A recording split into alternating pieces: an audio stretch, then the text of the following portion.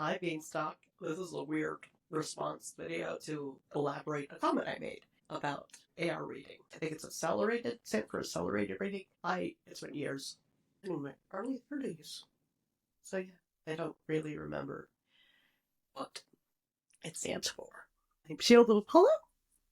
Or you can just call me Shield, yes. And I gave you a little bit of a glimpse of my reading story, but I thought it would be better, because it's just a little tiny bit, my whole reading journey, to tell you about my reading story. So let's start with some basic facts. I was born in Mexico and came to the United States when I was 3 years old.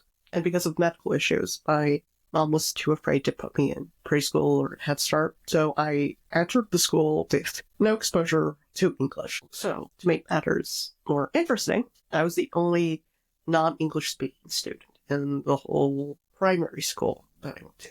It took me up until second grade to fully understand the language of English. I don't know how I managed to pass kindergarten or first grade, but I did with barely any English. Second grade was when they were expected, I suppose, for students to be able to start reading and writing, and I was not doing that at all, apparently. So I got held back. And then when my second grade teacher realized that I could read in Spanish, shockingly. I was reading my grandparents' letters that we get from Mexico, and I could read quite fluently in Spanish. And so she introduced me to bilingual books. And being the fact that I could understand spoken English and I could speak English, I could verbally translate the language in my mind. And that's how I started to learn English, how to read and write English. And then she introduced me to the library, and I went completely crazy because the library was like 10 minutes away, walk. And so we would go like maybe once every other week to the library, or once every other week. And I would fill my bags with books, and my mom would be like, do you want help? I'm like, no, I would carry my books on my own, and I'd check out 80 books at a time, and I would finish them all, and I would return them.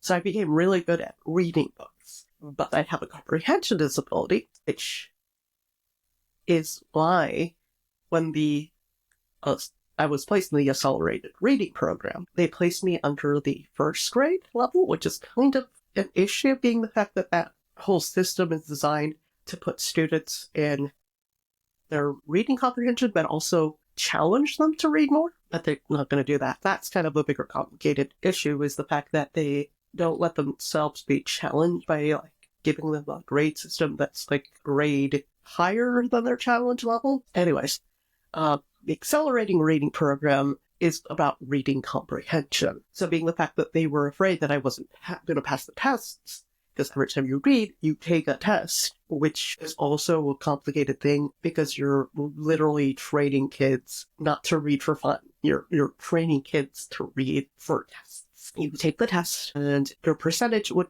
be between how much points you have to your goal, because every book had a point system, and how much percentage you pass of the test. And I'm very much I'm empathetic when it comes to reading. I don't read stories to understand plot. I read stories to understand what motivated the author to write the story. Less the message and more of Beloved. One of my favorite books, which I have on the shelf. Beloved is a weird domestic ghost kind of story.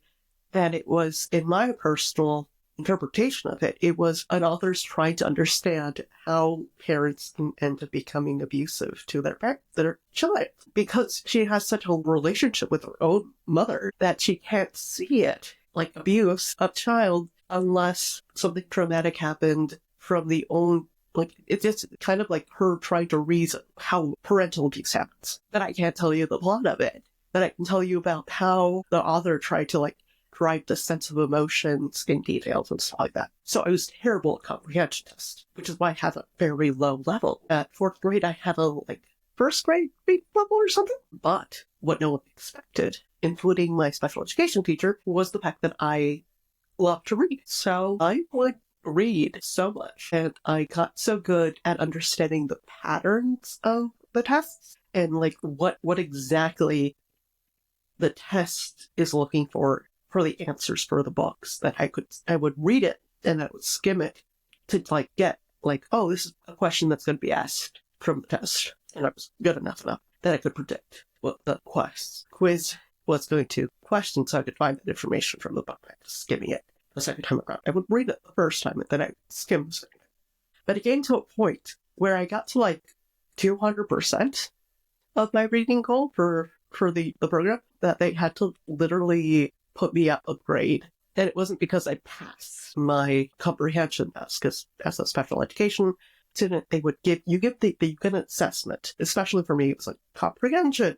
I never passed those. And it wasn't until my late 20s that I realized I have a severe stigmatism, which could have also affected my ability to read. But we're not going to talk about that. But I could read at such a level and read so many books that I would get like 400%. And so by the end of my elementary schooling, I was almost at the comprehensional reading level of my age group, which was amazing and fantastic. But yeah, so listening just to audiobooks, and I love and hate audiobooks because I get these weird, like, I don't get the same feedback that I do with reading.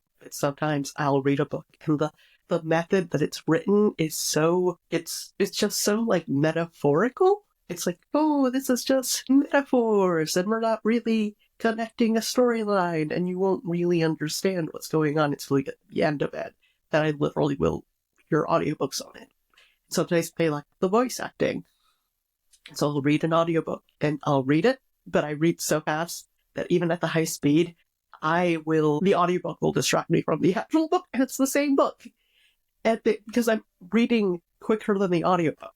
It's yours. But yeah, so that's a little bit of my reading journey. I have my reading goal for this year is to read 200 books. Last year was 100, and I managed to get 130. But yeah, I just wanted to share that because I use Beanstalk for the adult reading program that's available here in my local library system.